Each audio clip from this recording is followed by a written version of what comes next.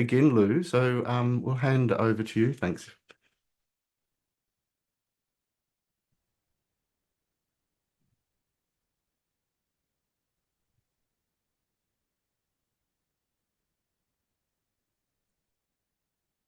Taking refuge in generating bodhicitta.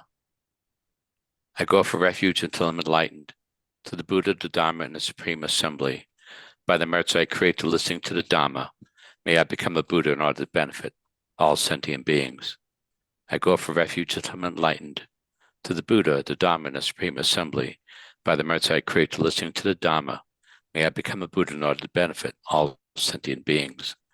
I go for refuge until I'm enlightened, to the Buddha, the Dharma, and the Supreme Assembly. By the merits I create to listening to the Dhamma, may I become a Buddha in order to benefit all sentient beings.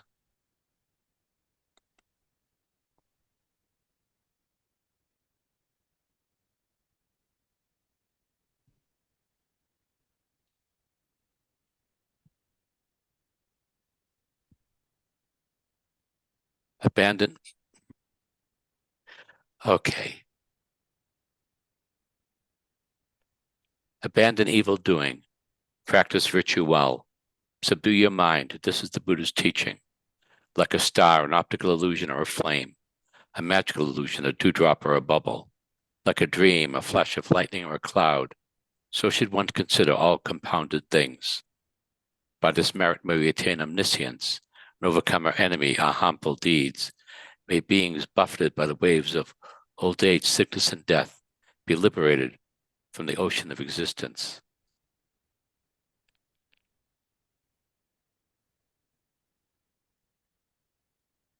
The heart of the Perfection of Wisdom Sutra. Thus I prostrate to the Arya Triple Gem. Thus did I hear at one time the Bhagavanas dwelling on Master Vulture's mountain, in Rajagriha, together with a great community of monks, a great community of bodhisattvas. At that time, the Bhagavanas absorbed in the concentration on the categories of phenomena called profound perception. Also at that time, the Bodhisattva Mahasattva Arya Avalokitesvara looked upon the very practice of the profound perfection of wisdom and beheld those five aggregates also as empty of inherent nature. Then to the power of Buddha, the Venerable Shariputra said this to the Bodhisattva Mahasattva Arya Avalokitesvara: how should any son of lineage trained wish to practice the activity of the profound perfection of wisdom? He said that, and the Bodhisattva Mahasattva Arya Avalokitesvara said this to the Venerable Shariputra: Shariputra, any son of lineage or daughter lineage who wishes to practice the activity of the profound perfection of wisdom should look upon it like this, correctly and repeatedly beholding those five aggregates also as empty of inherent nature. Form is empty. Emptiness is form. Emptiness is not other than form. Form is also not other than emptiness. In the same way, feeling, discrimination, compositional factors, and consciousness are empty.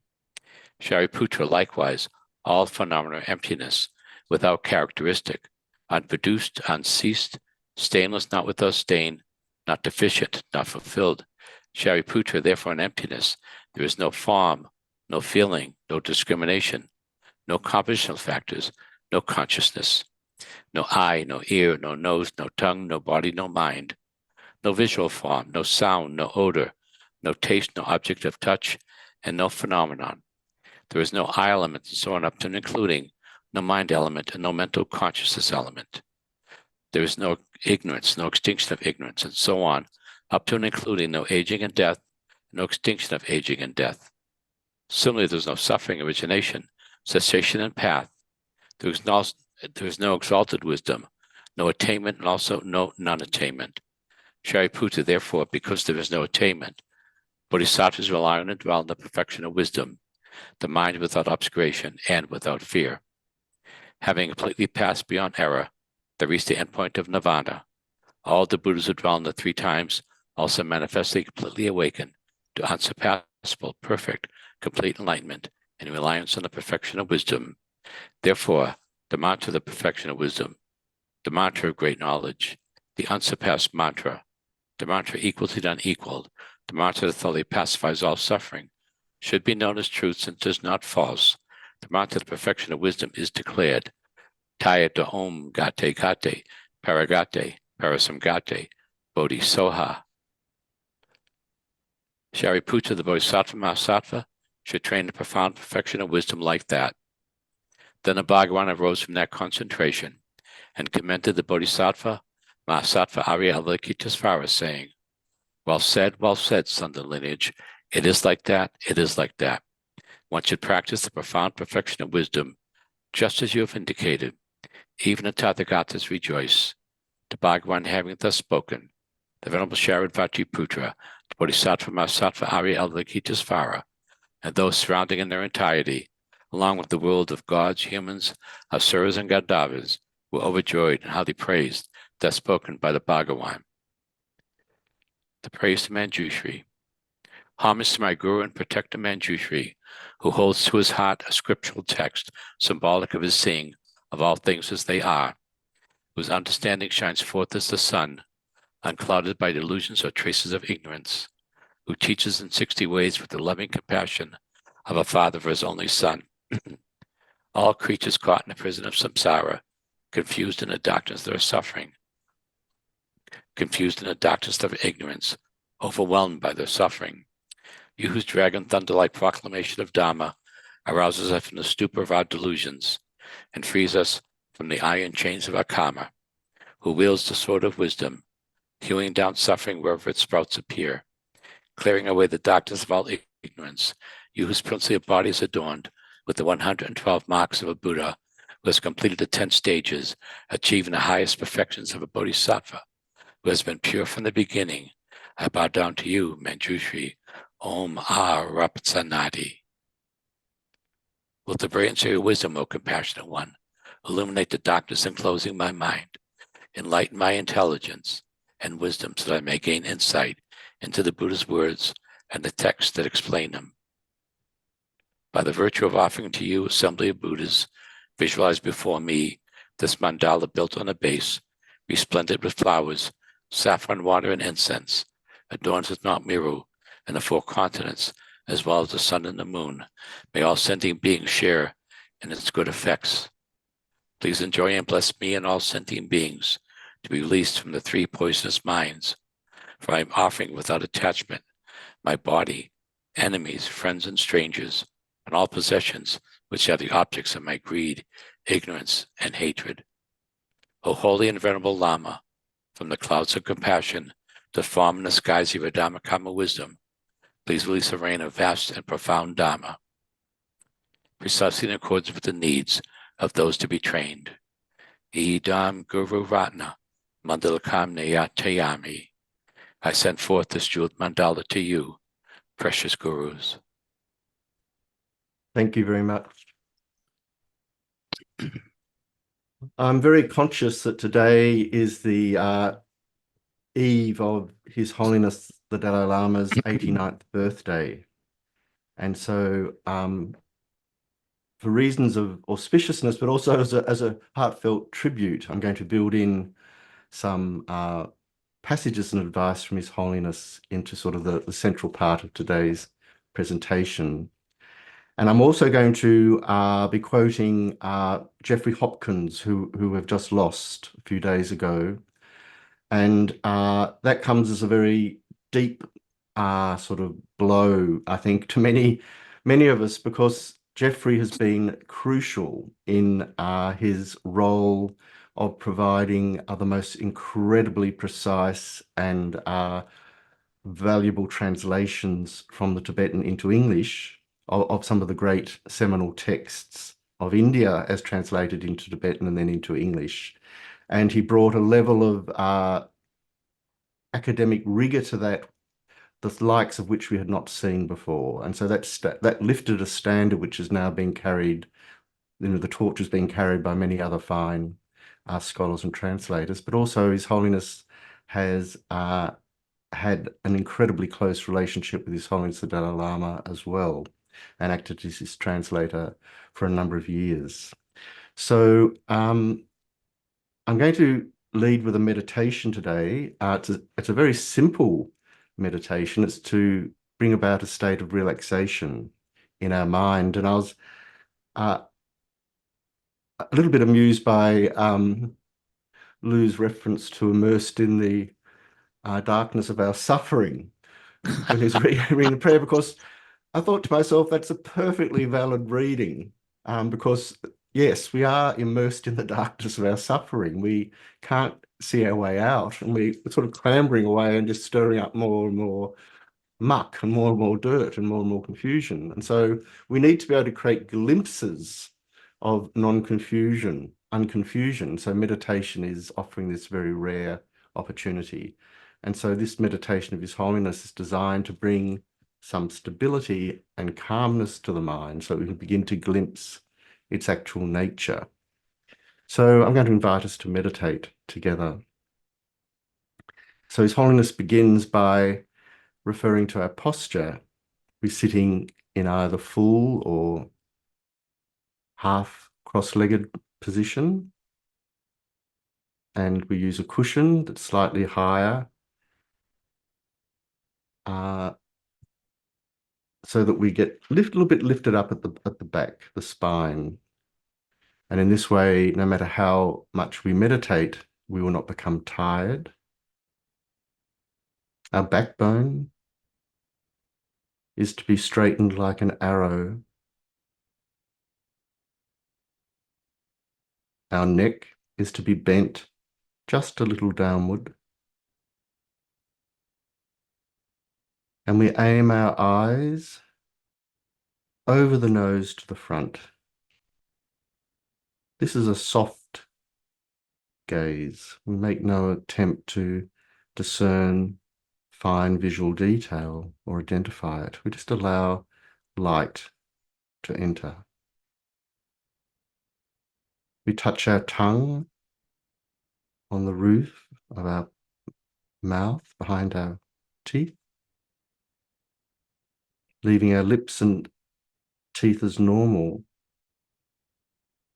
And we leave our arms a little loose, not forcing them against the body.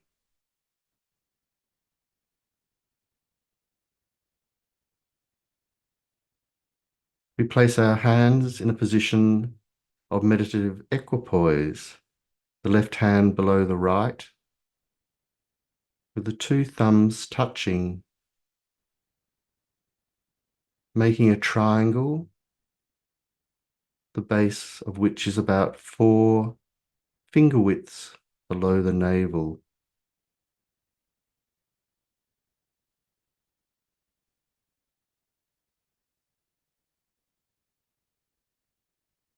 Now,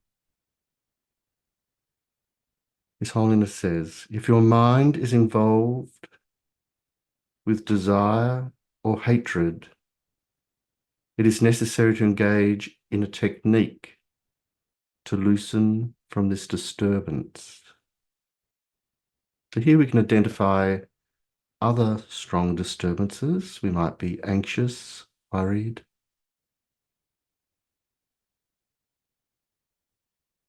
depressed, whatever the situation is.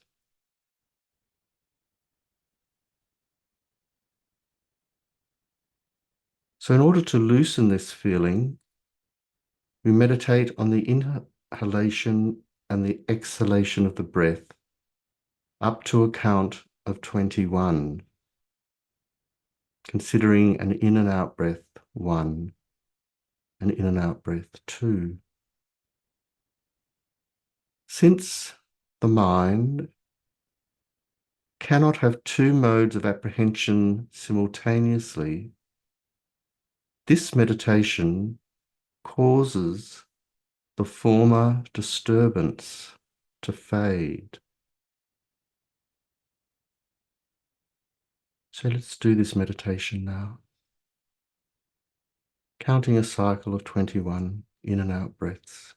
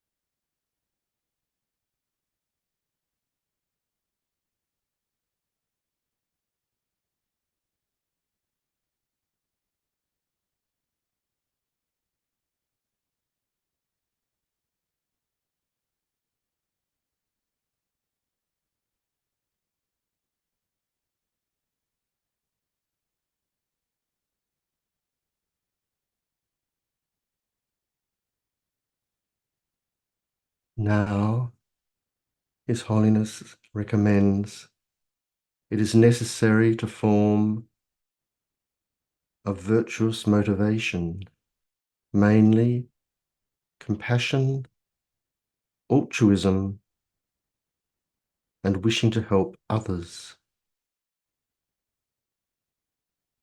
So contemplate. There is an I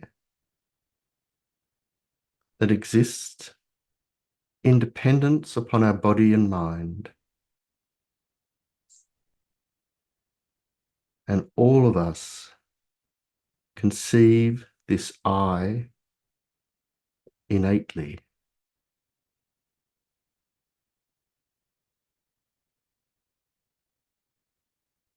This sense of an I is a natural, innate, correct conception. And on the basis of it, we come to want happiness and not want suffering.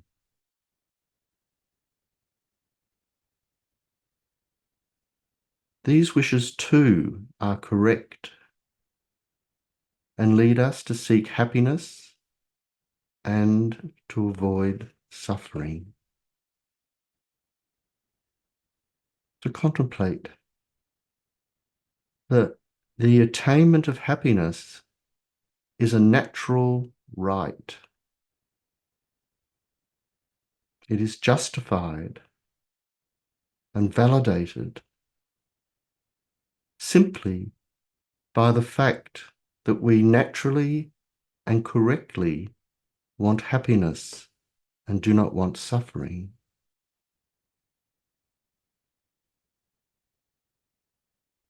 Everybody has this same feeling of wanting happiness, and on that basis, everyone has equally the right to obtain happiness and remove suffering.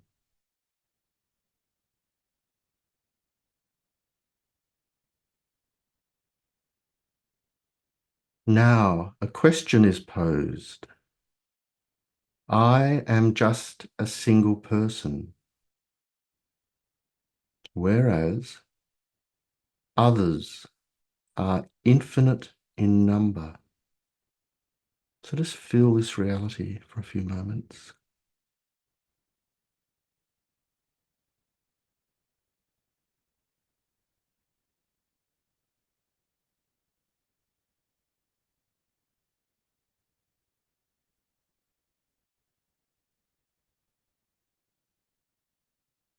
Our condition is the same in that we all want happiness. The only difference between us is number. I am single, whereas others are limitless.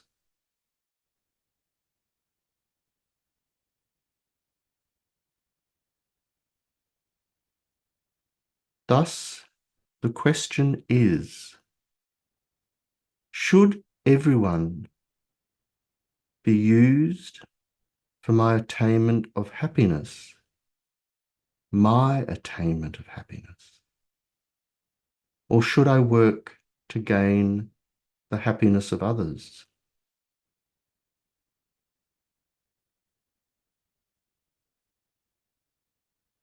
Therefore, the simplest method for generating compassion is this. Visualize yourself in the middle as a neutral person.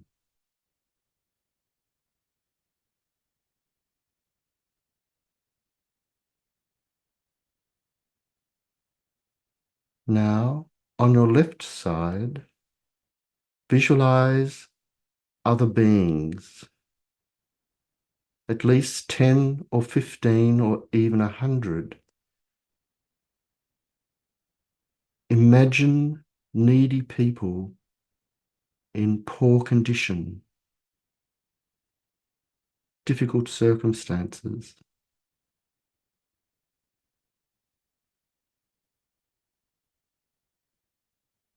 On your right side, visualize yourself again, but as selfish, overly proud,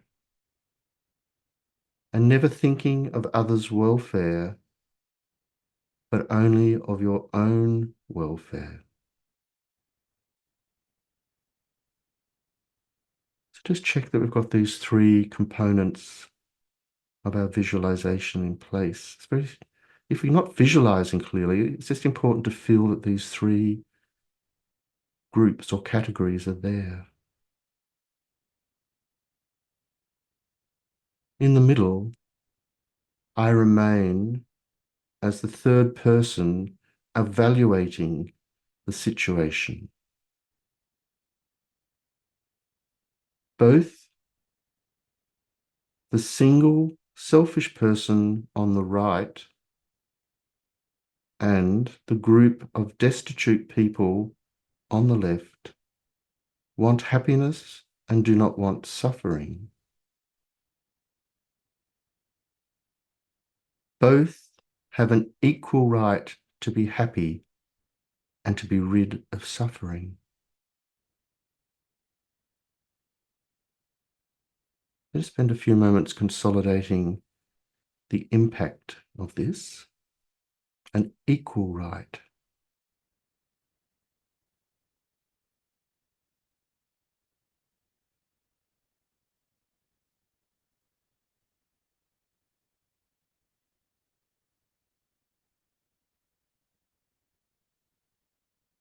So the question His Holiness raises is, which side would you, as the evaluator, the judge, choose?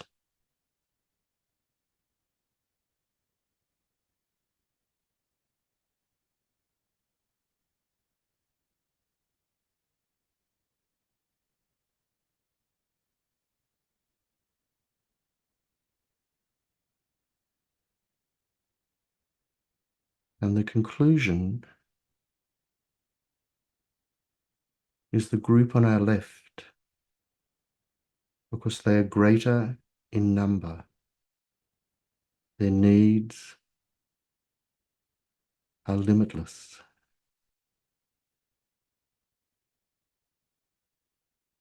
Therefore, we make a resolve to work for their benefit through the powerful mind of empathy and genuine compassion.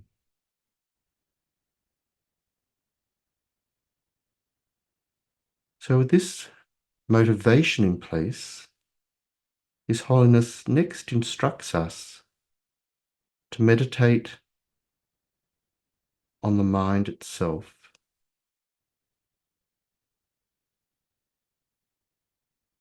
Do not let your mind think on what has happened in the past, or let it chase after things that might happen in the future. Rather, leave the mind vivid, without any construction, just as it is.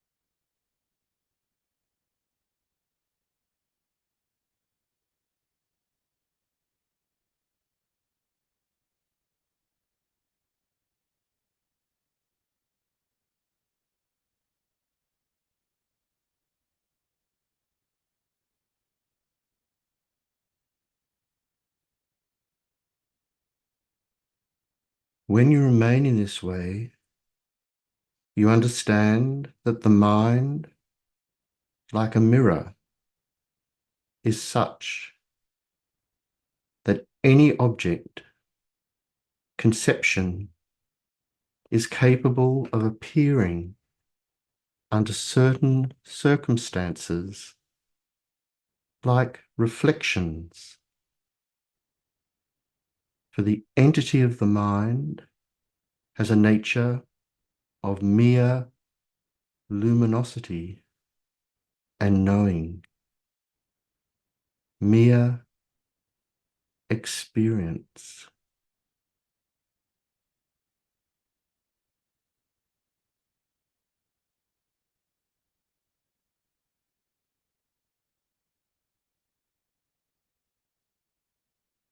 So with that, we can conclude the meditation. The topic's going to come up a little bit later about the nature of the mind. So in a way, it's a prelude to that as well. And the presentation is going to again be by His Holiness. So in terms of our study of Shantideva's text, we've arrived at, last week we arrived at verse 81, which read, always being motivated by great aspiration or being motivated by the remedial forces.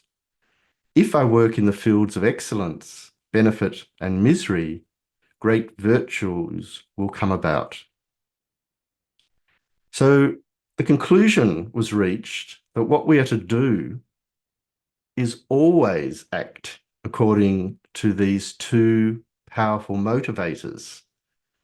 The first one, the need or the great aspiration to enlightenment, the need to become enlightened, aspiring us. And secondly, the need to apply the remedial forces.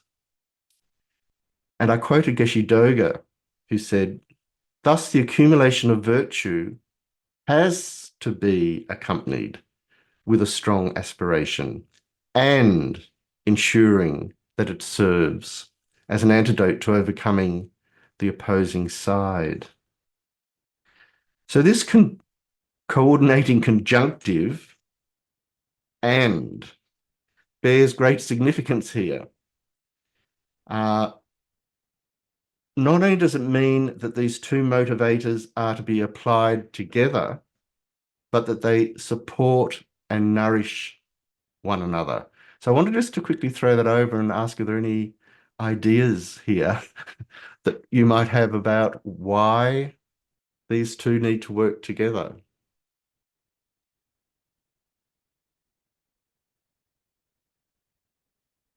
If you just had the aspiration on its own, what would be the consequence? If we just applied remedial actions on their own, what would be the consequence? And therefore, why do we need to put them together?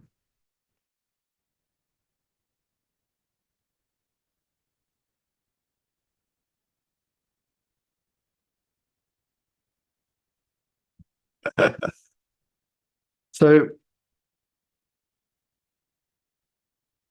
an example, I think, helps. Our great aspiration not only motivates our application of the remedial forces, but it absolutely necessitates that we do so. The reason being, how are we to fulfill the purpose of our great aspiration otherwise? Certainly we cannot if our mind has been held back, it's been blocked, it's been thwarted, it's even been poisoned by the unchallenged emotional afflictions. Therefore, not to oppose them would mean we instead deliver ourselves over to those emotional afflictors as our great commanders, our great motivators, even our great dictators. And this has indeed been the case since beginningless time. Kabje Zopa Rinpoche constantly made this point in his teachings. He said, the fact that you're not enlightened now is proof that you haven't applied the remedial forces. It has to be done. The reason we're applying the remedial forces as those wishing to work for the benefit of others is that we need to attain great storehouses of merit and wisdom to achieve the state of enlightenment for the benefit of others. Therefore, there's a very intense, direct purpose in accumulating virtue and discarding non-virtue, not just for our immediate sake, because that's a side benefit, as I pointed out in previous weeks, but because it's the only way we're going to gain the tools to actually benefit others. So it's a cosmic responsibility. It's a cosmic responsibility, but it's including the field of limitless, infinite sentient beings. There's not a vaster field of concern than that. And as we saw in the earlier explanation of Shantideva, the field of suffering sentient beings is one of the supreme fields of virtue, because by practicing in relation to that, we have a very, very powerful outcome. So that relates very clearly, I think, to His Holiness's meditation. If we can work for that group and then exponentially throw everyone into that group, including ourselves, because we don't have to abandon ourselves here, we then generate enormous momentum in our practice.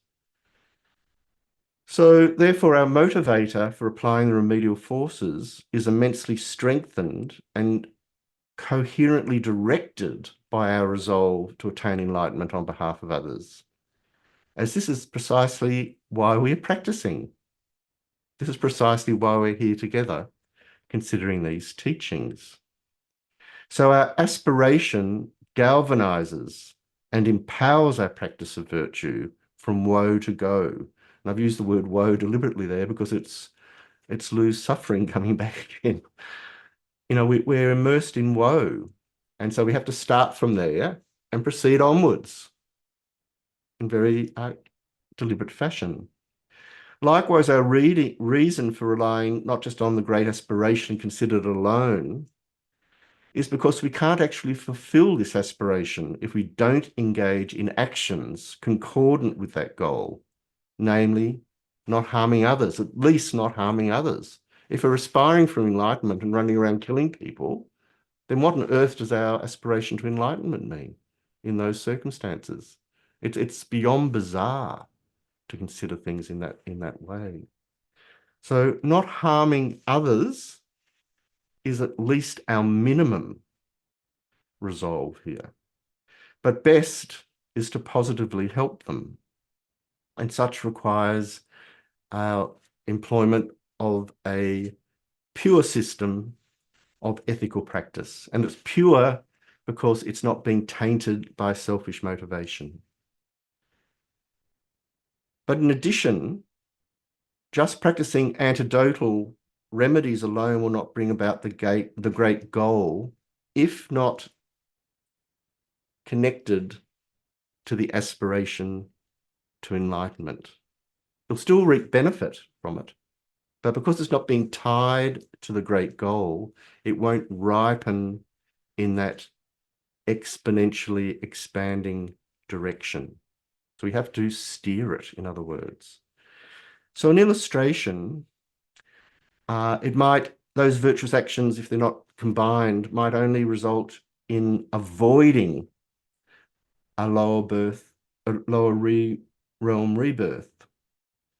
Or we might only secure the conditions to achieve liberation from cyclic existence, a goal, as we understand from the presentation of the three scopes in the Lam Rim, the graduated path, as one falling short of striving for full enlightenment. It follows then that such a motivational shortfall means we have failed to perfectly protect and benefit venerable sentient beings. Remember that term came up last week, this reference to sentient beings as venerable, which we consider the third field of excellence. In short, without being endowed with the precious mind of bodhicitta, we'll lack the prerequisite accumulations of merit and wisdom to achieve the two perfectly qualified Buddha bodies. Now, there are three distinctive features enabling great merit to be obtained. Geshe Doga described them as follows. the particular of time or duration for accumulating virtue, which is on a continual basis. So I'll read that again. The particular of time. So taking time as a particular thing to consider as a condition for accumulating virtue, we consider that time, the significance of that time, in terms of it being a continual basis, meaning all of the time. All the time is a basis for accumulating virtue, not just some of the time. We don't only accumulate virtue sometimes, we attempt to accumulate virtue continuously. Secondly, there's the particular of an antidote, which is to overcome delusions in one's own mind. And thirdly, the particular of relying on the three supreme fields. And these are in Geshe-Doga's words, which are the fields of the qualities, the objects of refuge, the fields of benefit, i.e. one's parents, and we also threw in one's teachers, and the fields of misery, the destitute, the sick, the disenfranchised. So Geshe-Doga says that it's very useful to keep these three in mind as we then know how to generate a firm foundation for increasing our merit. I've had a chest infection all week, so I'm struggling a little bit there. So in his commentary on this current verse, Kunzang Pelden gives an augmented list. He adds a fourth particular to Geshe-Doga's list of three, which is, from the point of view of motive, it should be informed by a resolute attitude of faith, compassion, and so on. And then Kunzang Pelden elaborates via several illustrations. In the practice of generosity, for example, I'm quoting, if we give away the thing that is most precious and dear to us, this will certainly counteract our avarice. So we don't just give away something, we give away something that is close and precious to us, because this is definitely going to work against our clinging to it as my own thing. In the case of discipline, the relinquishing of whatever we are most attached to is sure to counteract whatever is contrary to discipline, and likewise for the rest of the six paramitas, the six perfections. From the point of view of the field of object of actions, if the action, giving, for example, is performed in relation to the field of excellence, the three jewels, the field of benefit, our parents, or the field of suffering, travellers from afar, the sick and so forth, it will be far more meritorious than if it were done in relation to other sentient beings. The same principle, Kunzang Pelden concludes, applies in the case of non-virtue. So if we act against these three spheres, if you like, with a mind of non-virtue, it will have a significantly weighted capacity to create more serious problems going ahead. So we're driving towards the vital point. Kunzang Pelden, therefore, in relation to the enumerated factor of the point of view of the motive, distinguishes between ordinary practices of generosity, which animals also perform, with those extraordinary ones, which a Bodhisattva intent on pure actions performs. So to quote Kunzang Pelden, whatever positive deeds are performed, it is not sufficient just to imitate mechanically the conduct of others. Especially in the case of the Bodhisattva practices of generosity and the rest, if we are unaware that there are different kinds of generosity, both pure and impure, If we do not know the proper motivation, the way in which generosity is to be practiced, as well as the need to dedicate the merit, our practice of giving remains quite ordinary, no different, for example, from the way in which animals give things. Therefore, he concludes, we must know how to practice generosity.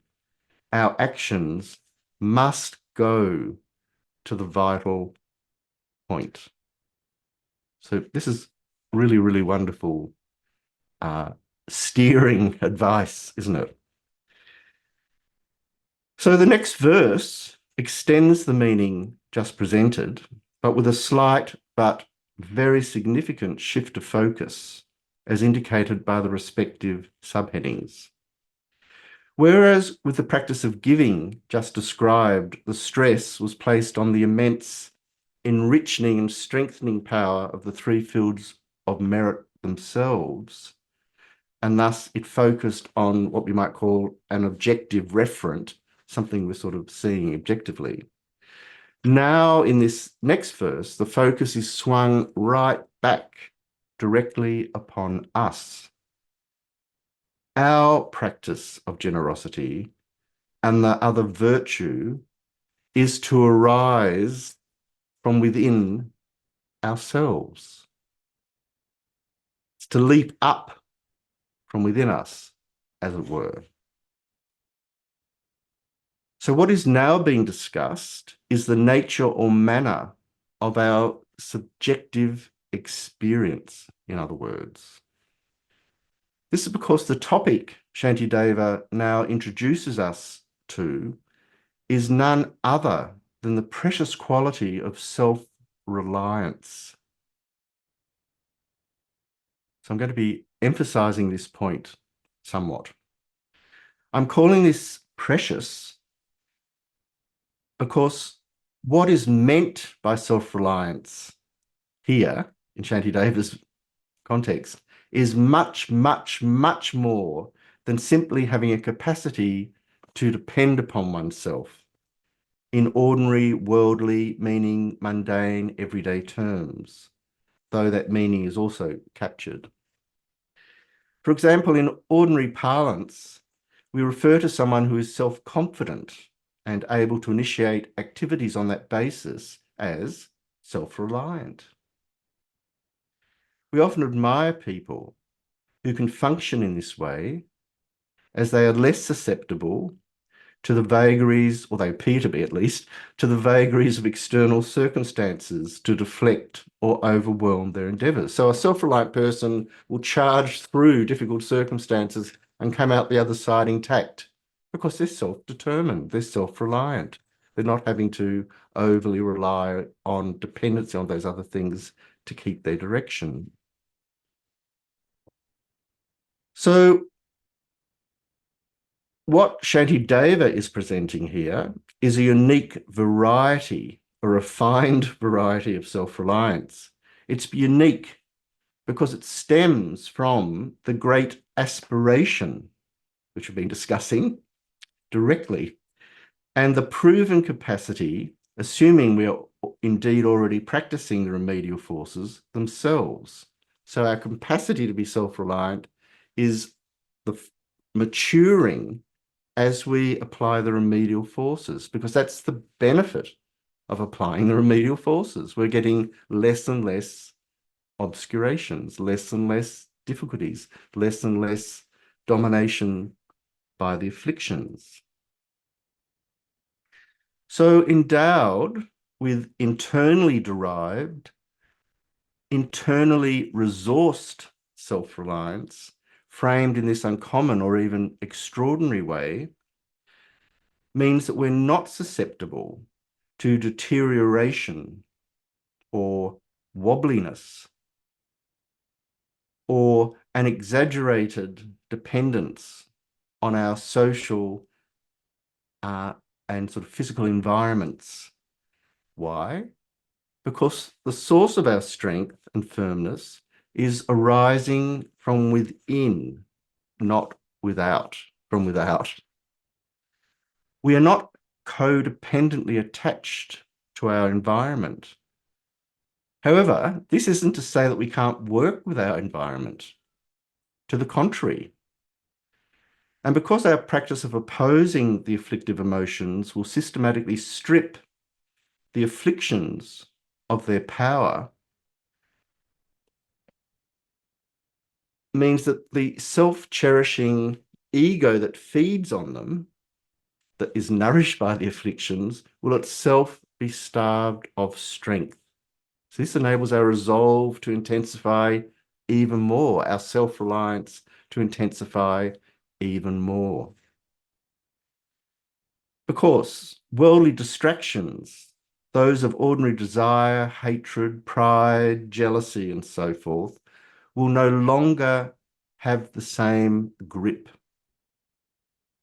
They'll no longer be able to act as compulsive and obsessive behavioral determinants.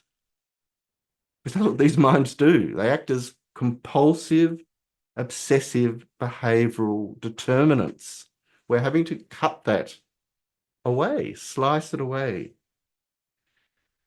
And as we experience the burgeoning benefits of this process, our sense of reliance is therefore naturally enhanced. This isn't like ego building. We're talking about a new kind of building here, a building up of qualities. Along with our increasing renunciation, our escalating bodhicitta practice, and our increasing capacity to uproot deeper and deeper levels of obscurations, both afflictive and cognitive, referring to the obstructions to liberation and enlightenment from our mind streams.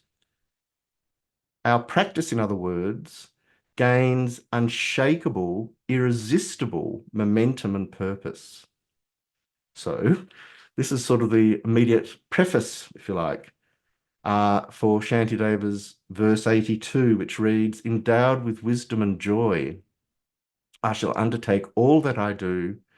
I need not depend upon anyone else in any actions I undertake." So I'll read that again.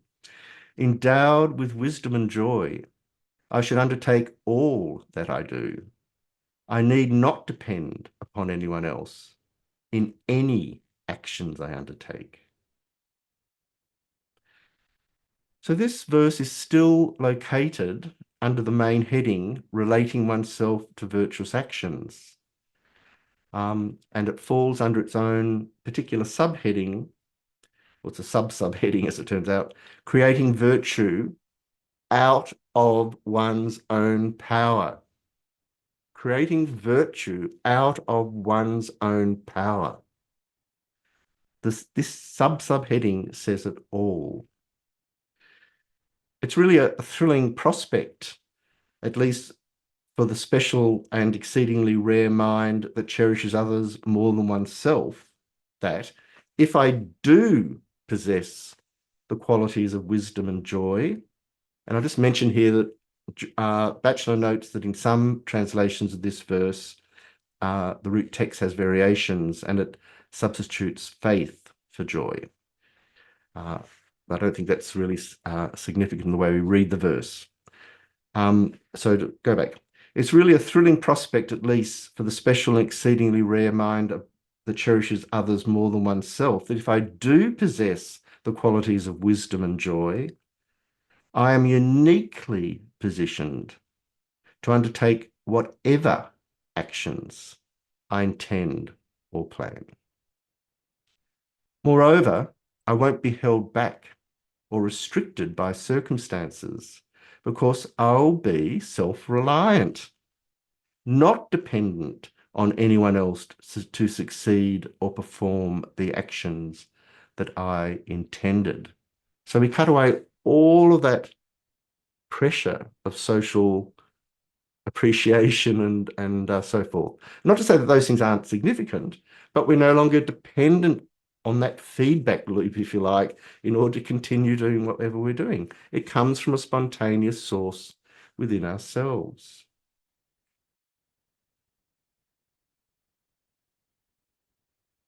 I won't be as easily seduced or cajoled by the seduction of the worldly dharmas,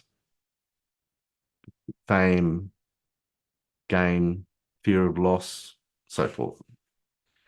Unencumbered in this way, one accesses a deeply intelligent and alert conceptual freedom, but also a related operational freedom. So we think more freely, and we also act more freely in immediate response to emerging circumstances, whatever they might be, whatever scale, whatever nature, through the medium of our three doors. We know exactly how to respond, able to draw strength and clarity from the depths of our own inner resources, informed as they are by wisdom and enthusiasm, joyful effort. I, speaking on behalf of all of us here, I will be able to proceed on the basis of already accomplished realizations that imbue or illuminate my own mind with what might be called increasingly natural, increasingly uncontrived, increasingly resplendent virtue. We will be virtuous because there is nothing left or little left to block us from being virtuous by spontaneous nature. Therefore, how could one not hold oneself?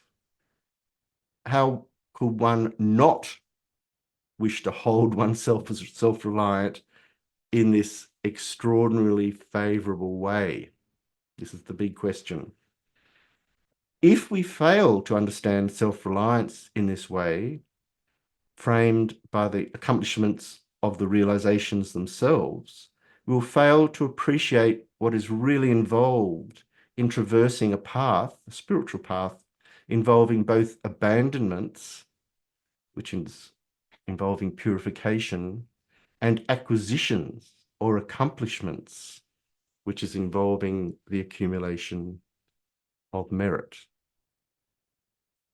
So this twofold sort of movement, if you like, is etymologically captured in the words Bodhi and Sanghi. His Holiness and the Venerable Thupten Chodron explain, quote, similarly, Tibetan translators rendered the word Buddha as Sanghi. Sangs means to eliminate and refers to the eradicating of all faults and obscurations. And Gi means to expand in the sense of knowing all phenomena and actualizing all excellent qualities. Someone who has done this is Sanghi or Buddha. Looking at the words Jangchup and Sanghi, we see that they have similar meanings. Both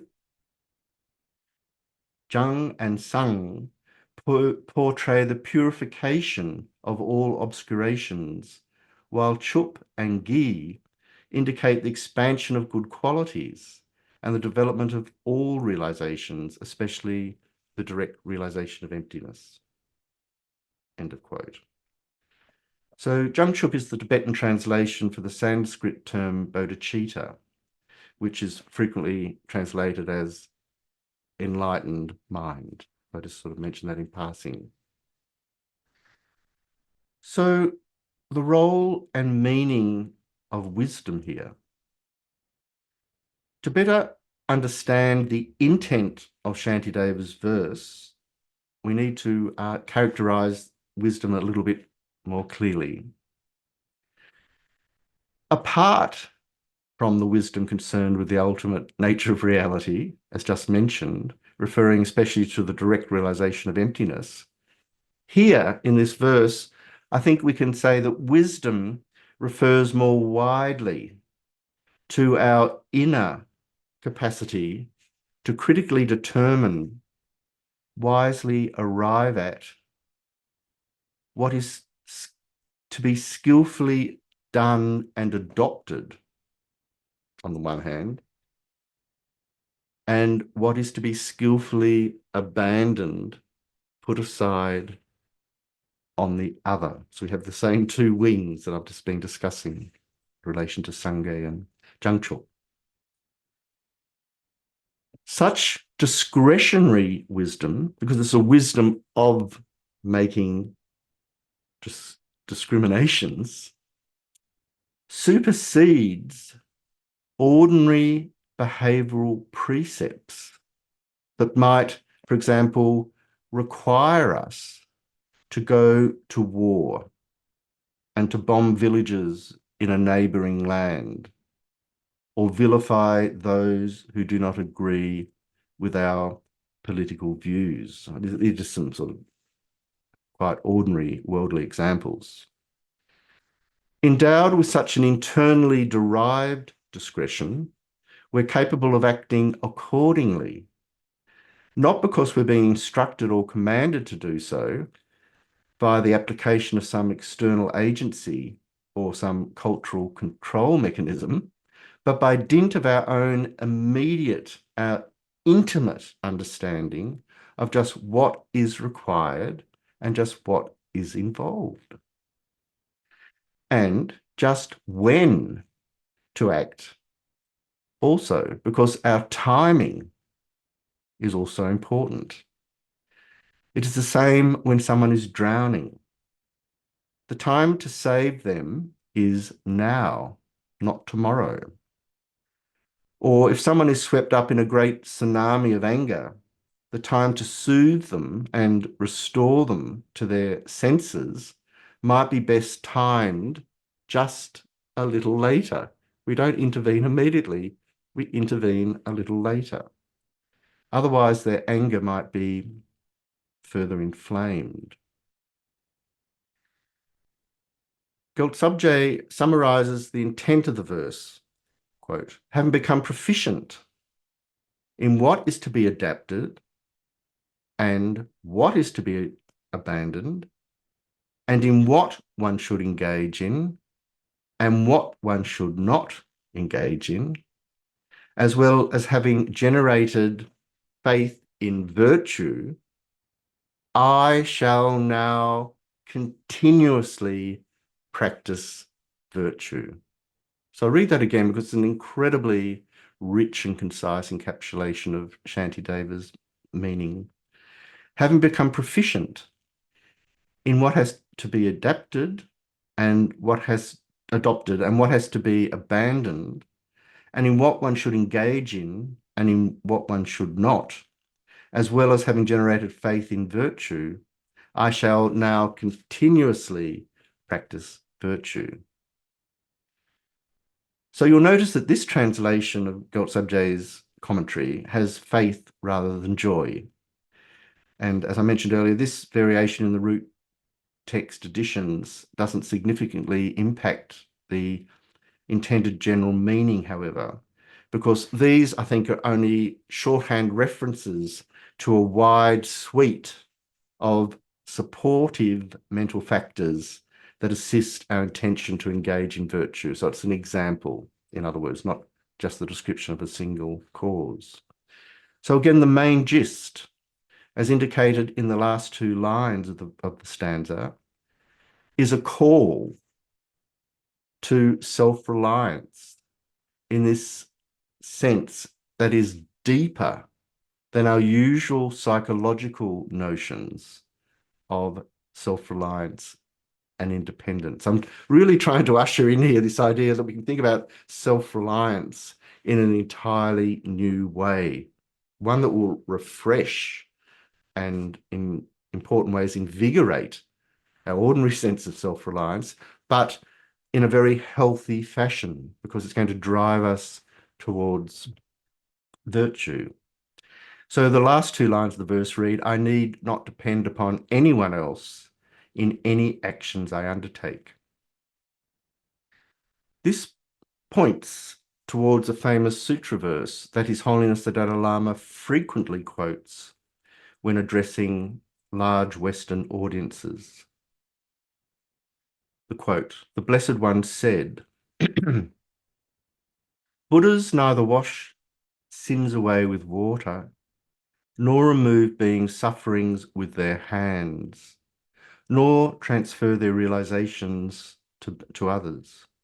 Beings are freed through the teachings of the truth, the nature of things.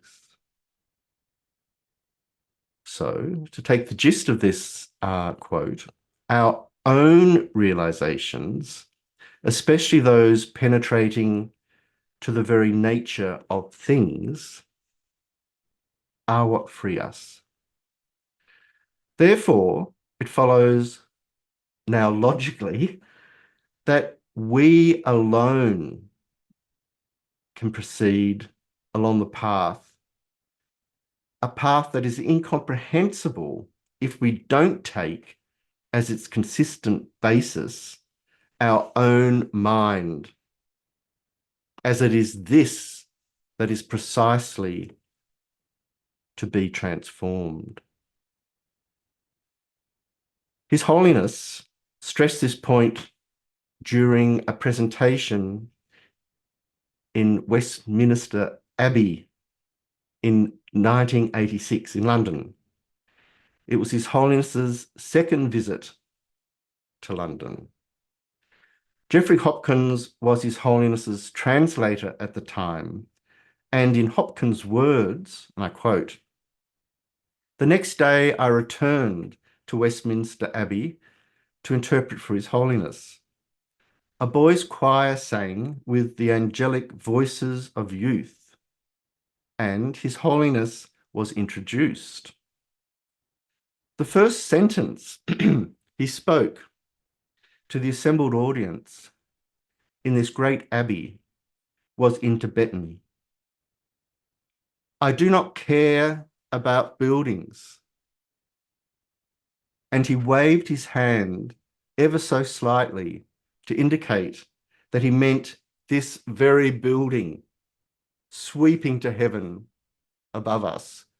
So he must admit it's a pretty brave opening gesture on His Holiness's part, because this is a sort of the great cosmic flower of Christendom in the heart of the city of London, this great cathedral.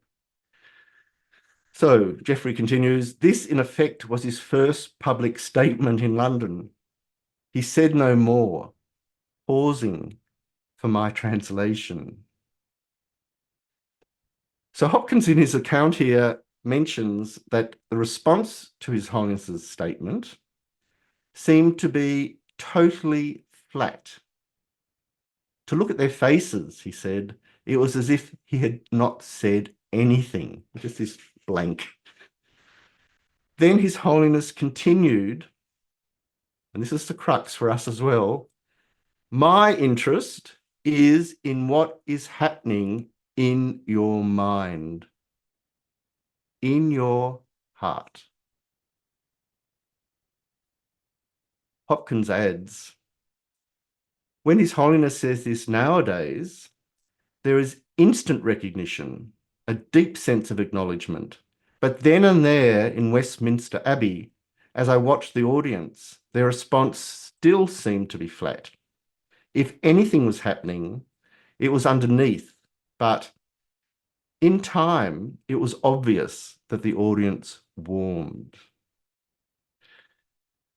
And Hopkins concludes, His Holiness was speaking his mind, and slowly the world has seen and appreciated this marvel, this person who calls us to look within. The message has stayed the same unfolding in detail as he has become the Lama of the world. So this is, I think, a very beautiful tribute to His Holiness here. I just want to mention when His Holiness gave a public discourse in Sydney, maybe 10 years ago. It was in a large sports stadium. So it seated many, many people in sort of stacked seating. And there was one moment where His Holiness said, we must generate within ourselves the mind of compassion. And at that moment, I heard a sound that I've never, ever heard before, and I've never heard again.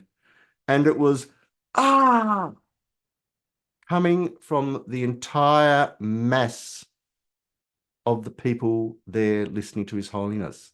He somehow, not somehow, but through his incredible skill and touched a chord in each and every one of those sitting there on that day. And they couldn't put it into words because it was so deep. And so they exclaimed, ah, it was like this huge shift occurred in the room at that moment. Everyone's lives had changed in that moment. And that's why I say it's a unique and truly unique sound. So I just share that with you as an example of how powerful these teachings of His Holiness really are. So to delve a little more deeply here, our basis of transformation is nothing other than our own minds. This point is made particularly clearly when we consider, according to the Tantric presentation, the deeper and most subtle levels of our mind. So I'm only going to touch on this topic here. Firstly, the mind of clear light is described as our most subtle level of mind. As Alex Berzin explains in broad brush terms, this is a very, very big topic, a very, very subtle topic. He says, our minds operate on two levels. On the grosser level, our mental activities contains the fleeting stains of disturbing emotions and thoughts. On the subtler level, it is devoid of such stains. So this is incredible evocation here. The grosser, more surface levels of our mind are bubbling away with worldly stains of disturbing emotions and thoughts. But if we go into deeper and deeper levels of the mind, we leave these comparatively superficial disturbances behind. But Berzin continues, both levels of mind, however, are naturally devoid of inherent flaws, defects. This subtler level, also known as clear light or subtlest mind, underlies every moment of our experience. It provides the continuity of our mental activity. He adds, that's what actually continues moment to moment to moment, and what continues all the way up to enlightenment. The clear light mind has the qualities that we would call Buddha nature. End of quote. So in particular, the reference here is to the empty nature of this clear light mind. Because it is void, it can be developed into a Buddha mind. In advanced meditation, we can realize the empty nature of this most subtle mind using the most subtle mind of clear light itself to penetrate emptiness. In tantric practice, this also involves strategically manipulating the energy winds on which all states of mind are dependent. In this way, through this sort of deliberate manipulation, conscious manipulation, certain states of consciousness can be induced, including the very most subtle one of primordial innate clear light. And this primordial innate clear light mind can be made to manifest through the power of meditation itself. It naturally happens at death time, after the dissolutions and so forth. I'm not going to go into those sorts of details, but here we're talking about the power of our meditational practice. So in the following passage by His Holiness the Dalai Lama, it is this subtlest level of mind that is being discussed, together with the energy wind that accompanies it. But also, His Holiness is discussing how all the phenomena of samsara and nirvana might be said to be rooted in the mind and its energy winds. So the quote, as His Holiness explains, this is also material that's in the public domain, so I don't think I'm sort of giving away tantric secrets here. This is a book on Mahamudra, which has been made freely available through global publishing for many years. In the Anuttara Yoga tantric system, we can also say that voidness as an object is the basis Mahamudra. But we have a further explanation as well. All impure or pure phenomena, both external and internal, are rooted in the mind and the energy winds. Of the various levels of subtlety of mind and energy winds, they are specifically rooted in the subtlest levels of both. So we're getting down here to this fundamental, innate mind of clear light. His Holiness continues, thus several masters assert basis Mahamudra to be the subtlest level of mind and energy wind that are the basis for all appearance making and appearances of samsara and nirvana. More specifically, they assert the basis Mahamudra to be the mother clear light, primordial mind. In other words, the subtlest level of mind that manifests once the three unconscious, most subtle, conceptual, appearance-making minds have ceased, referring to the dissolutions that happen at the time of death.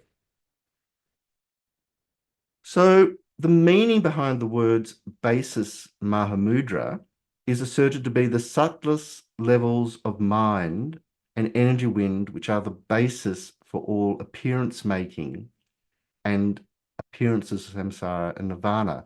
And I think the meaning of this becomes clear when we look at the way in which Chöden Rinpoche very succinctly explained, quote, the mind, and we haven't lost our topic here, by the way, of self-reliance. We're still very much on point.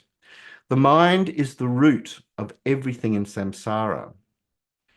If the mind of clear light is not conjoined with skillful means, it becomes the cause for rebirth in samsara.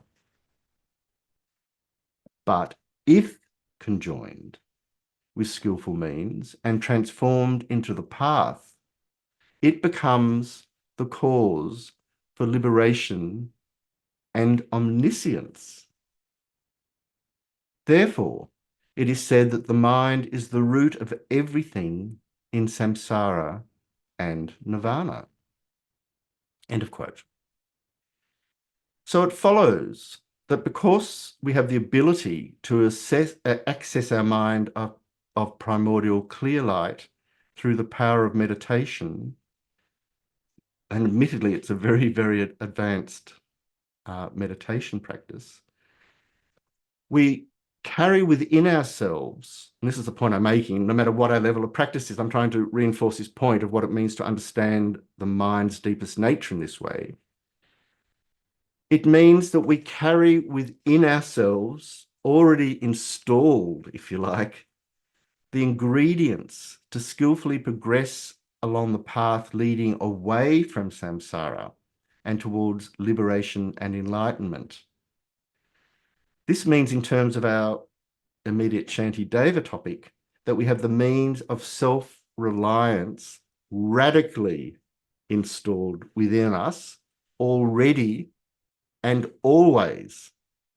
So this is swinging back our codependency on the world at large, isn't it?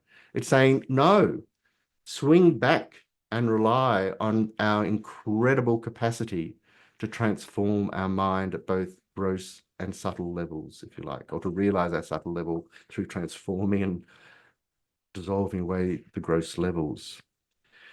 So His Holiness further explains, in our ordinary state, whether or not we are a meditator, no matter who we are, the naturally arisen innermost awareness has been with us primordially. And for this reason, it is called the Mother Clear Light.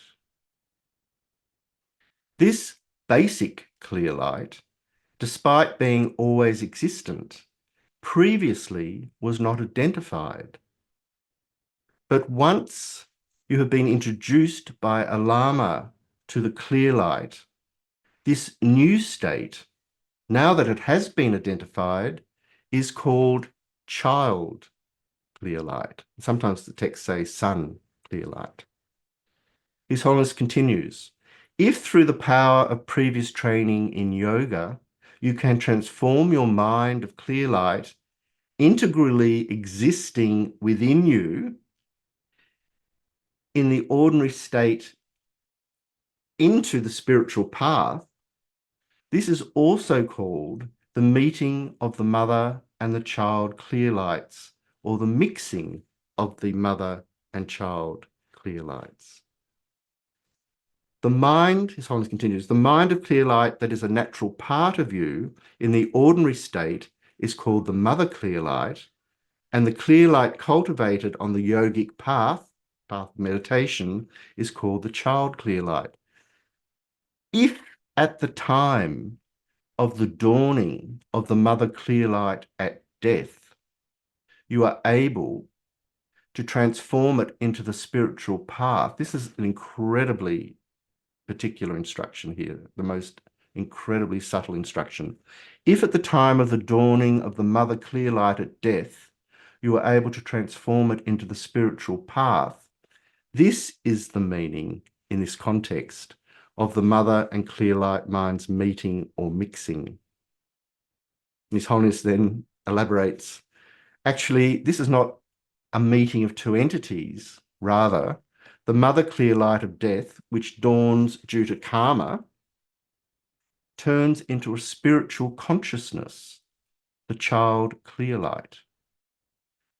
Due to previous training, the mother clear light does not become an ordinary mind of the clear light of death, but is used to realize the truth of the emptiness of inherent existence, thereby undermining the emotional afflictions built on misapprehending phenomena as existing in and of themselves independently. End of quote. So in this advanced yogic way, it is said our spiritual progress is considerably quickened and its goals perfectly assured. So I'm only alluding to these topics here on this auspicious eve of His Holiness's 89th birthday to pay tribute and to offer heartfelt thanks for the unbelievably practical and also unbelievably profound teachings His Holiness has given us and continues to give us regarding how we are to transform our minds at both superficial and deeper levels. So we sort of started off the session with superficial. We're not pointing a finger at superficial here. We have to work at that level. But we've also now alluded to the transformation at the deepest level. And then we can happily fill in all the bits between with more and more commentaries and teachings, which His Holiness the Dalai Lama has given us over so many years. How extraordinary lucky are we And so to make strong prayers for His Holiness's long life tomorrow has immense karmic benefit. So the wonderful and emboldening key fact remains our capacity to spiritually progress or skillfully progress on the basis of the base Mahamudra along the paths of Sutra and Tantra, and thus reach the ultimate result, is therefore the deepest source of our self-reliance. Our capacity to do this is our deepest source of self-reliance. One might even call it our true source, our authentic source. As Jeffrey Hopkins says in his foreword to His Holiness's Dzogchen commentary, The Heart of Meditation, quote, "The aim is to experience a deeper level of basic awareness.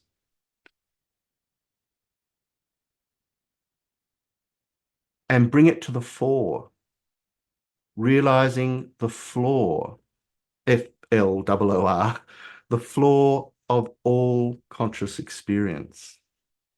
And His Holiness now sort of encapsulates the meaning there.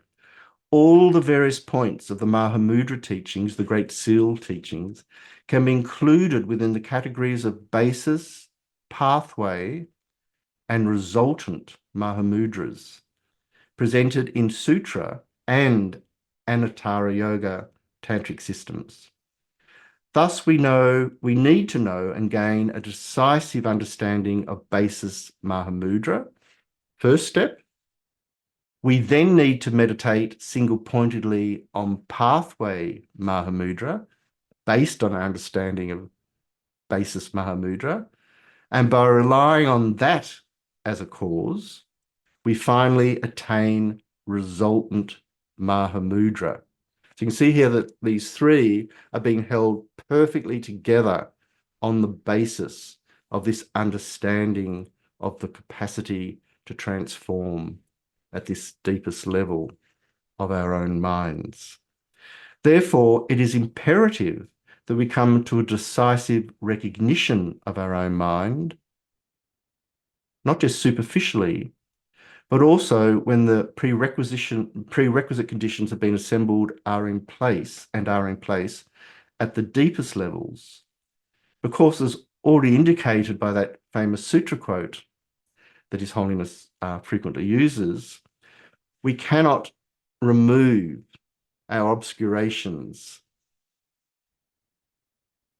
by somehow extracting them or having them extracted by a divine hand reaching over and pulling them effortlessly out of us, as we might extract a hair embedded in butter. Sort of pull it out, throw it away, we have hairless butter. We can't handle our afflictions like that. There's no hand that's going to come down and pluck the afflictions away. We have to do it ourselves. His Holiness therefore says, transformation will not come by prayer or making offerings alone. It will only come from working hard to cultivate good qualities and emotions. We need to liberate ourselves from the prison of samsara by our own efforts. The Buddha cannot do it for us. Learning some subject, such as history, will not transform our minds. Putting into practice the lessons of our teachers, fully understanding the Dharma, will help us. End of quote. So to say that our teachers will help us is not to say that they alone have the power to rescue us. They can only assist in what must, and I mean must, be done by oneself. So I'm now going to swing towards a little discussion of self-reliance considered now in ordinary, everyday, prosaic terms, self-reliance, social self-reliance. Commenting on Shantideva's verse, Geshe Jumper Gutso says, quote, "We should not only practice virtue when others are egging us on, nor should we only have the idea of practicing virtue, but instead push others to do so, thinking that in this way we will get virtue. It is best if, rather, without need for those, we are able to practice virtue through our own initiative. If we are not able under our own steam to practice in this way under our own steam, then getting others to, or doing so in reaction to the encouragement of others, will be virtue, but the other way is the best." End of quote. So I'm wondering here whether Geshe is referring to the common practice in Buddhist circles, whereby we invite others to act as our emissaries in acts of generosity and so forth. We sponsor a nun, for example, to do an extensive retreat and then seek to accumulate merits in this way, rather than engaging in the retreat ourselves. Raising this as an example isn't intended in the slightest to be a critique of sponsorship, because sponsorship is a genuine act of generosity. That's not my point at all. We should certainly support those in retreat in as many ways as we can, and generosity has many, many legitimate forms, but some forms are more beneficial than others. This is why Geshe Jumper Gutso comparatively refers to getting others to do good deeds on our instigation, on our behalf, is still an act of virtue or source of virtue, but the other way is the best. So the other way here is undertaking the spiritual activities directly ourselves. We do them by ourselves, not via surrogation, via proxy, especially as this can result in a sort of calculated laziness whereby we could live, a life of personal sensual indulgence ourselves, devoid of renunciation, while sponsoring nunneries and monasteries and so forth, often with an eye on the good publicity amongst our peers that this might bring. So I'm just, contrasting here. Guilt Subje indicates the overall intent very clearly, and his use of the first person pronoun in his commentary on this verse echoes that of Shantideva for precisely the same reason. I shall not depend on anybody in my actions of virtue, in the sense that I will not order others to do them. End of quote. So in common parlance, we can take this to mean that it is we ourselves who are to buckle down and get our hands dirty, throw ourselves into the throng, not stand back watching or expecting others to do the work, the heavy lifting. And this is probably a greater issue or a more pertinent issue for those who are wealthy. But if navigated with pure bodhicitta motivation, being wealthy and being consequently socially powerful could be an incredible gift, one to share. So again, I'm not criticizing wealth here. And so I wanted to raise the example of King Ashoka. The transformation, this historical figure, the transformation of King Ashoka from a feared military emperor with many bloody mass killings and ruthless conquering crusades under his belt to a wise and benevolent Dharma king, protecting the Dharma on a colossal scale is an edifying case in point. Until adopting the Dharma and thereby seeing the errors of his ways, Ashoka fully utilized upon adopting the Dharma, King Ashoka fully utilized his great political and social power to spread a reign of peace and harmony in the huge empire over which he ruled in ancient India. He actually articulated his new creed as conquest by Dharma. And so he'd replaced conquest by weapons with conquest by Dharma. And his edicts are still found engraved on memorial pillars in places like Sarnath and so forth. And the lion capital of Ashoka is a primary national symbol of Mother India to this day. So certainly we can delightedly celebrate Ashoka, who said in the first of his Kalinga rock edicts, I quote, "All men are my children. As for my own children, I desire that they may be provided with all the welfare and happiness of this world and of the next. So do I desire for all men as well." End of quote.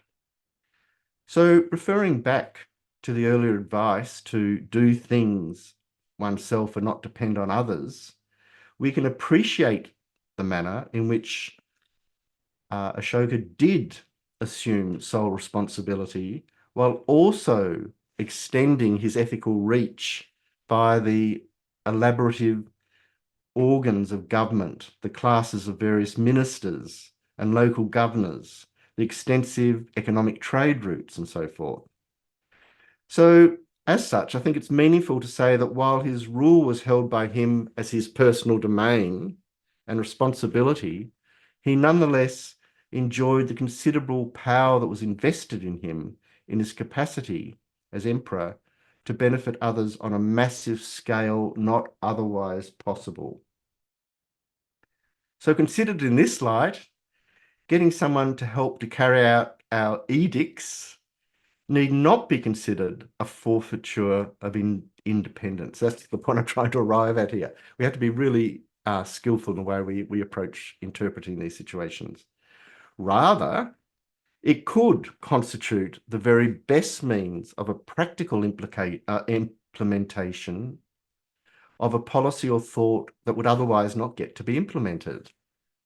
So I was trying to think of a good example of that in sort of ordinary everyday social terms, and I thought of setting up refuges for the victims of domestic abuse. Say one was to do this, through our own spearheading initiative and by eliciting the necessary sponsorship, we get up and running with its own professional staff, operational standards and fully funded resources, etc., a refuge. And then when that's established, we move on to the next. And in this way, we might establish even a viable model that will be employed to generate more support for the vulnerable after we have died.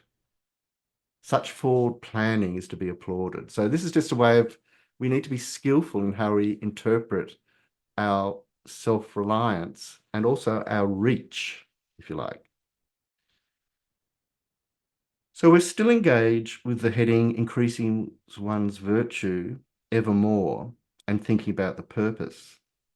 And this has three subdivisions. Practicing generosity, which we've already looked at, practicing generosity to the special field of offering, practicing virtue out of one's own power, which is the topic we've been focusing upon, and the next, virtues are progressively superior. Therefore, think about the purpose before the action. So we've now arrived at this third. Virtues are progressively superior. Therefore, think about the purpose before the action. And this pertains to verse 83, which reads, "The perfections such as generosity are progressively more exalted, but for a little morality, I should not forsake a great gift. Principally, I should consider what will be of the most benefit to others." As the subheading suggests, this verse principally concerns how to increase one's virtue, considered within the framework, or more accurately, the operational context of the full set of perfections, indicated here by reference to the first, the perfections such as generosity. So Shantideva is referring to all the perfections by giving the example of the first.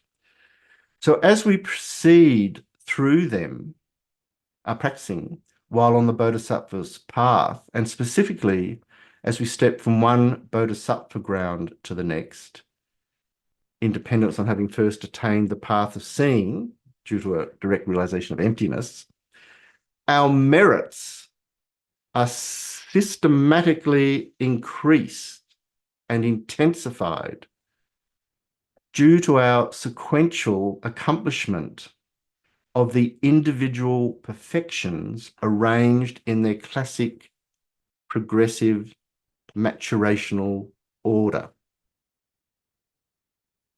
This also means, because it is a process of maturation, that our mind of bodhicitta is enhanced as we proceed. So I'm just going to give some examples here because they're incredibly inspirational. The Bodhisattva on the first bhumi, the first Bodhisattva ground, is said to be like a treasure because Bodhisattvas on this level focus specifically on the practice of generosity, the first perfection, and satisfy sentient beings by providing resources, etc. Therefore, while on this bhumi, they obtain a special confidence in practicing generosity. This is exemplified by the wondrous fact that they are able to easily give away their body and place others in the through their practice of generosity, place others in favorable conditions through their practice of generosity. And our wisdom mind likewise becomes more powerful, more subtle as we proceed. This is because different levels of the obscuration are being eliminated. For example, innate afflictive obstructions are eliminated from the first bhumi that pertains to the path of meditation. It overlaps, but pertains to the path of meditation until the 8th bhumi, when cognitive obscurations are eliminated through to the 10th. Accordingly, I'm just sort of giving detail here, but we don't need to take them all on board. I'm just trying to describe this very organic process here. Additionally, as one travels along the Bodhisattva's path, one acquires exponentially increasing miraculous powers, such as magical emanation, super knowledges, etc. A Bodhisattva on the first bhumi, for example, is already able to enter into and arise from 100 samadhi meditations in a single instant, see 100 Buddhas face to face and receive their blessings, travel to 100 Buddha realms, cause 100 world systems to shake, illuminate 100 world systems, bring 100 beings to complete maturity, manifest in 100 eons in a single instant, know 100 eons in the past and 100 eons in the future, open 100 doors to the Dharma, manifest 100 emanations, and for each of these bodies manifest 100 attendants. So such capacities, encapsulated here in a classic set of 12 qualities, exponentially increase as the Bodhisattva moves from one ground to the next.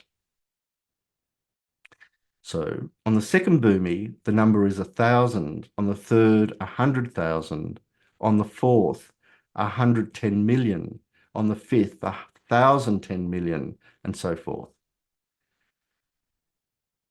For example, an eighth ground Bodhisattva, one who is focusing on the perfection of prayer, is said to be endowed with a wish-fulfilling gem-like bodhicitta, because just as a wish-fulfilling gem can cause all aspirations and dreams to be realized, likewise can this bodhisattva, because endowed with the 6 clairvoyances, etc., they actualize many of their prayers and aspirations concerning the welfare of sentient beings. And a 10th ground bodhisattva, who is not yet on the final path of release of that bhumi, and therefore not yet a Buddha, not quite yet a Buddha, can manifest myriad of activities benefiting countless sentient beings. Not just myriads of activities, but myriads of bodies to carry them out in a myriad of directions.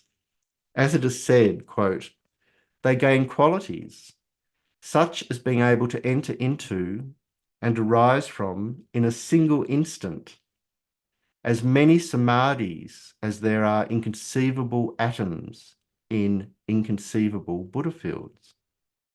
Just as before, they possess the 12 sets of qualities, endowed with ending with a perfect retinue, which at this stage means being surrounded by as many attendants as there are atoms in inconceivable Buddha fields. So the point I'm making here is that each perfection is perfected in the sense of becoming unsurpassable in a sequence. So what we're to take from it in terms of approaching Shantideva's verse is that corresponding to each of the 10 bhumis is an accomplishment of a perfection. For example, on the first bhumi, the perfection of generosity is perfected. On the second, ethics. On the third, patience, etc. On the 7th ground, the parameter of skillful means. On the 8th, the parameter of strength. On the 9th, the parameter of aspiration. And on the 10th, the parameter of primordial wisdom. Each perfection becomes unsurpassable in dependence on having surpassed the immediate preceding one. So the duration of time also comes into things here. In order to gradually attain these qualities and eventually attain the full state of enlightenment of a Buddha, bodhisattvas have to accumulate merit for 3 countless eons. So I'm leading here to what is captured by the more exalted. So in Shantideva's verse, he says, the perfections such as generosity are progressively more exalted. Kunzang Pelden renders the meaning of Shantideva's verse succinctly by way of the following analogy. So I've given all that other detail as background. The parameters of generosity, discipline, and so on are arranged in a sequence of gradual elevation so that the higher ones are considered to have priority over the lower ones to such an extent that the contrast between each of them is like the difference between the water contained in the ocean compared to the water contained in a cow's hoof print. Example, greater benefits from observing discipline for a single day. Greater benefit results from observing discipline for a single day than from practicing generosity for 100 years. It is said in the Sutra Lamkara that the paramita that follows depending on the one preceding it depends on the one preceding it, for they are set forth in a sequence, being successively more elevated, successively more subtle, that is, difficult to practice. That there is a progressive momentum bringing us closer and closer to our enlightenment goal is not in itself hard to understand, because it's like stepping up a flight of stairs, the last step enabling our progression to the next. The order, progressive order, cannot be rearranged, nor can any steps or stages be left out, at least if our continuous uninterrupted progress is to be assured. So we're now positioned to consider the third line of Shantideva's verse, which, at least on first notice, and without adequate context, might appear somewhat perplexing, which is, but for a little morality, I shall not forsake a great gift. What is intended here? Firstly, a little morality indicates it is to be evaluatively juxtaposed to what is being translated here as a great gift. So we have a little morality and a great gift in juxtaposition. And to apply this to the meaning, Kunsang Pelden says, as a general principle, the greater paramita should not be sacrificed for the lesser one. So if you have a choice, we practice the greater one. In particular, and this is the crunch, in particular cases, however, the Bodhisattva should consider as more important whatever is of greater benefit to beings. This should be the motive behind a Bodhisattva's thoughts and actions. As it is said, the general and specific are in every treatise of the highest moment. End of quote. So this means that in general, if we do have an operational choice, we would naturally gravitate towards performing the greater paramita, meaning the one endowed with the greatest strength and richnesses of qualities.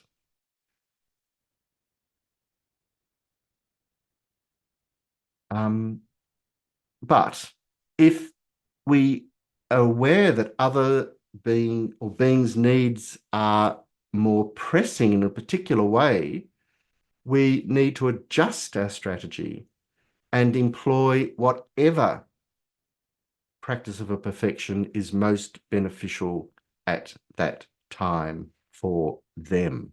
You see here we're contrasting what's most beneficial sort of overall in terms of this escalating presentation of the perfections with what is immediately most beneficial for that person or that group of people. We shouldn't mix up the two and therefore practice in a kind of unwieldy or inappropriate way. So considered in this creative way, we must allow ourselves not to be overly ruled by a strict sense of a set of guidelines. As indicated by Shantideva's line, but for a little morality, I should not forsake a great gift. Leaving aside such creative adjustments to suit a particular situational need, it remains inappropriate to perform a lesser virtuous action when a greater one is at our disposal. So if we don't have a pressing need to respond to a particular person's situation, then there is no reason or excuse for practicing a lesser deed if we have the capacity to practice a greater one. This is really very, very helpful advice. So clearly the question of judgment is to be brought into play. So on this same point, Geshe Doga quotes Gyaltsabje. The commentary explains, do not give up the practices of generosity, morality, and so forth that are smaller from the point of view of purpose and virtue to the generosity and so forth that are bigger. Strive in the bigger. And then Geshe Doga glosses. Practicing morality in the sequence of the six perfections would generally be considered a greater virtue than generosity. However, when there is a greater purpose for practicing generosity to benefit others, then one should not pass up this opportunity in favor of the practice of morality. To understand it in its proper context, if one were to practice morality with a strong self-interest, then if an opportunity arose to practice generosity with total dedication to the benefit for others, then the practice of generosity would be greater than the practice of morality, which was being contrived or stained with mere personal interest. End of quote. So Geshe Doga here is adding in the crucial element also of what is most beneficial for the Bodhisattva themselves. If they cannot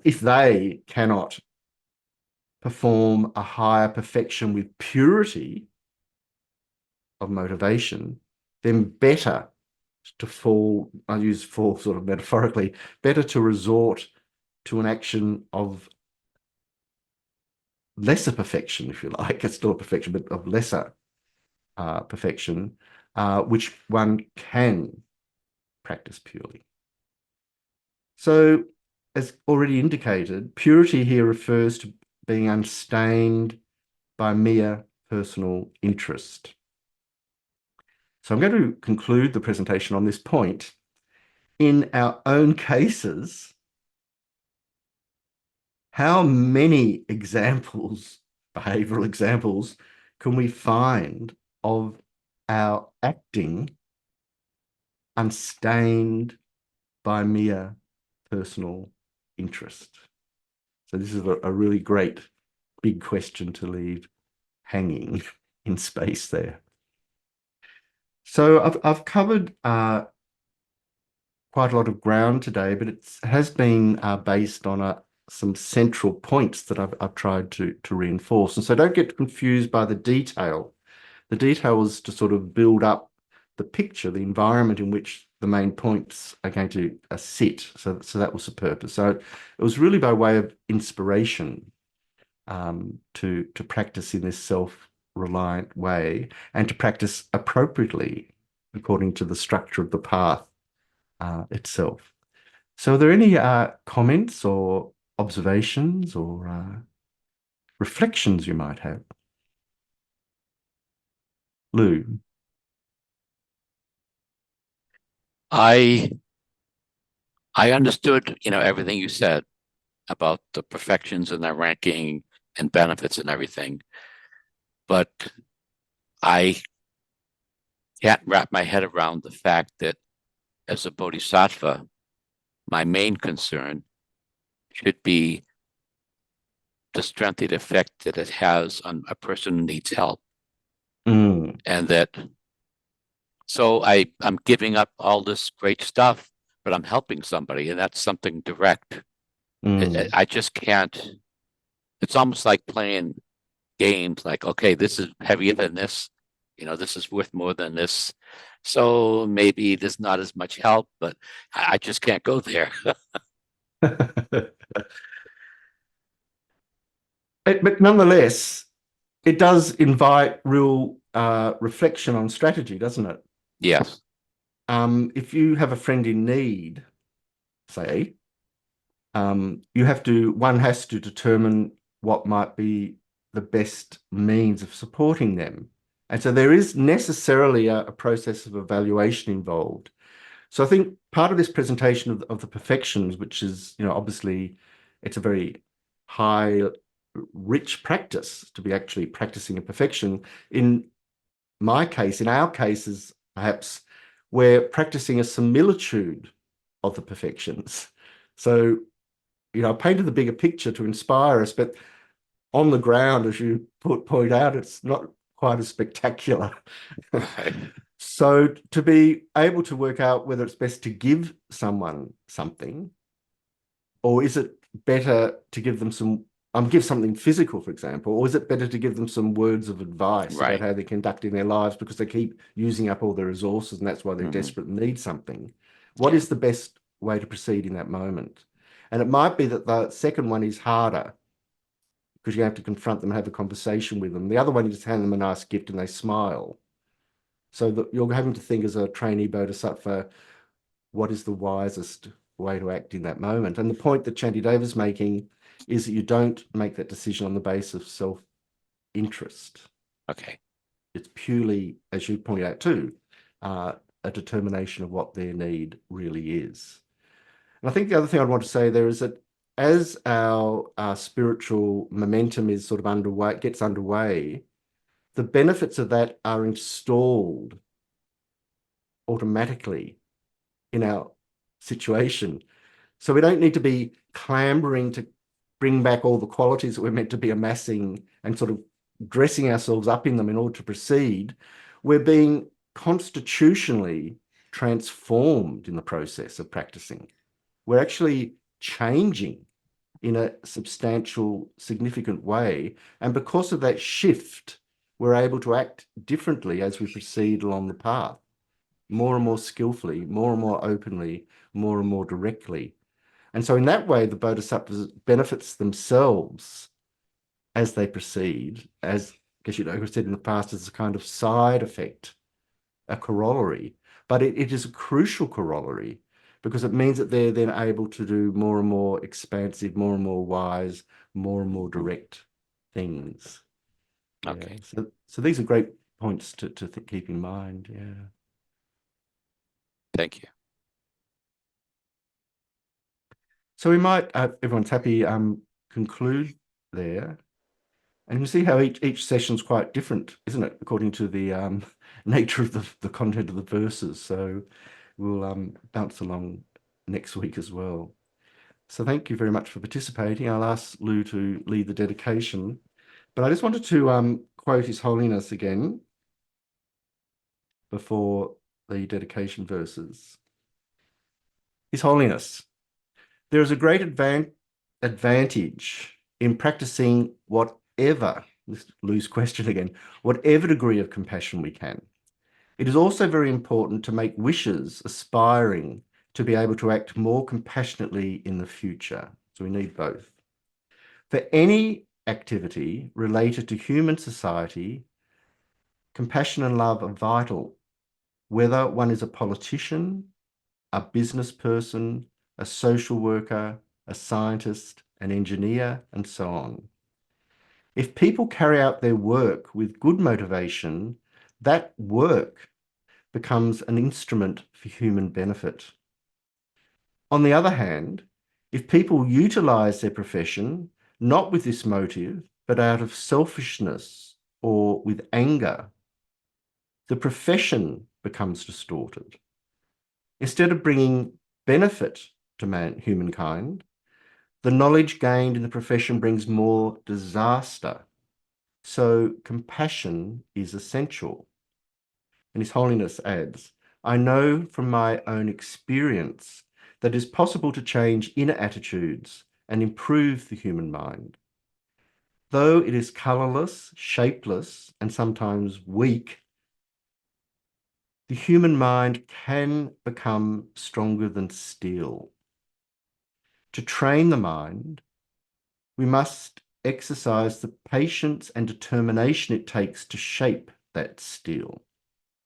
If we practice improving the mind with a strong will and fortitude by trying, then no matter how many difficulties we may encounter at the beginning, we will succeed. With patience and practice and time, change will come. Do not be discouraged, but be courageous to enable implementation of whatever you can. So this is sort of the perfect coda, I think, to our topic today. So thank you, Lou. We'll do the dedication prayers.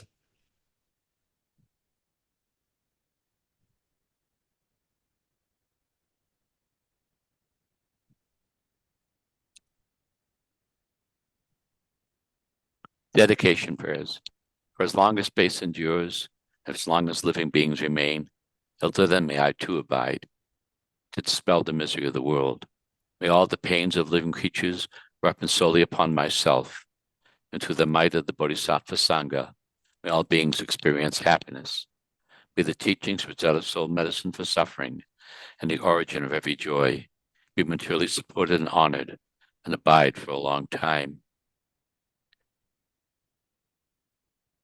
I prostrate to Manjughosha, through whose kindness wholesome minds ensue, and I prostrate to my spiritual masters, through whose kindness I develop. Due to the merit of these virtuous actions, I quickly attain the state of a Guru Buddha, and lead all living beings without exception into that enlightened state. May the supreme jewel bodhicitta that has not arisen arise and grow. May that which has arisen never diminish, but increase more and more. May my venerable Lama's light be firm, his white divine action spread in the 10 directions, dispelling the darkness of all beings in the 3 realms. Long night prayers for His Holiness the Dalai Lama, the wish-granting, wish-fulfilling jewel, source of everything with benefit and happiness in this world. The incomparably kind Tenzin Gyatso, I beseech, may all your holy wishes be spontaneously fulfilled. In the land encircled by snow mountains, you are the source of all happiness and good. All-powerful Chenrezig, Tenzin Gyatso, please remain until psychic existence is ended. Long life prayer for the swift return of Lama Zopa Rinpoche. Fearless teacher and assembly of children of the victorious ones, Shravakas, Pratyeka Buddhas, victorious Losang father and sons, together with their lineage, all the opposite refuge of the infinite lands, please now bestow the virtue and goodness to accomplish this prayer. In holding and spreading the Muni's precious and complete teachings through explanation and practice, you wore the armor of patience. This never discouraged. Incomparable Venerable Guru, to you I make request. Sole gateway through which all benefit and happiness emerge, while striving exclusively for the welfare of the victorious one's teachings and mother living beings, you suddenly departed to peace. At this I lost hope. Nevertheless, through the undeceiving truth of the blessings of the ocean of the 3 jewels, and the great waves, the mind generation of the children of the victorious ones, may the smile of a new reincarnation swiftly beam in glory for fortunate disciples. Thank you very much, everyone. Thank you. I look forward to seeing Thank you you. next week. Thank Bye-bye. you.